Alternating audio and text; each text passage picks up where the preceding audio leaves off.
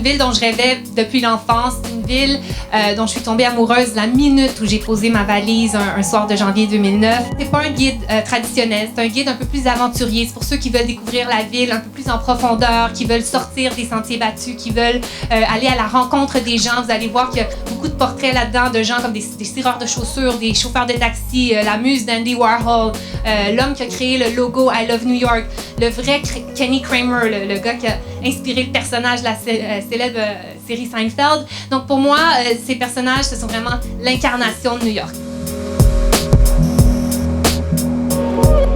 C'est quelqu'un qui connaît bien ce qui peut être de très, très grand public et qui peut intéresser le plus grand nombre.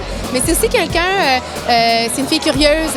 Et je pense que ça va nous permettre d'aller exactement là où ça aurait pris un petit effort. Donc le livre, je m'y attends, en tout cas, c'est ce que j'espère, va faire cet effort-là. Tu sais, de la petite place où aller manger la meilleure baguette à New York, où aller prendre le meilleur latte quand tu as envie de sortir des grands centres touristiques. Là. Je pense qu'elle a ce flair-là.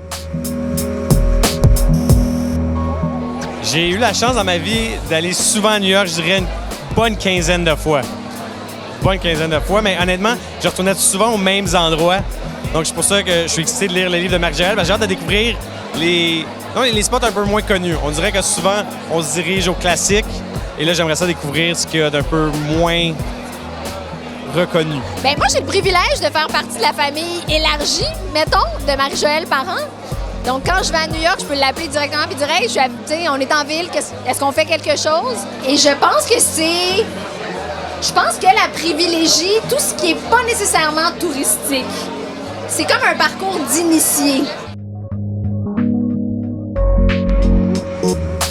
Je pense que Marie-Joëlle va réussir à nous faire découvrir les petits endroits moins connus, mais qui ont du cachet. Tu sais, le petit resto qui n'est pas nécessairement dans les guides touristiques, qui n'a pas nécessairement un grand achalandage, mais les dumplings sont écœurants, ou le petit bar qui sert un Manhattan, le meilleur Manhattan de New York. La facette de New York que Marie-Joëlle peut nous faire connaître, c'est à peu près toutes les facettes.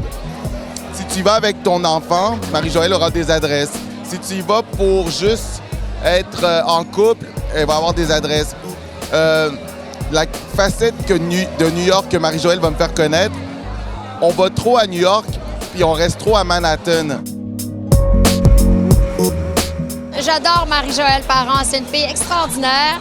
En fait, je pense que tout le monde l'aime. Elle est tellement gentille, intelligente, belle, talentueuse, toute. Et donc, c'est bien d'avoir son regard sur la ville de New York parce qu'elle est là, elle travaille là, elle vit là, elle respire la ville. Puis elle a tellement tout couvert, elle a tellement exploré cette ville-là que c'est un privilège d'avoir ses secrets sur la ville.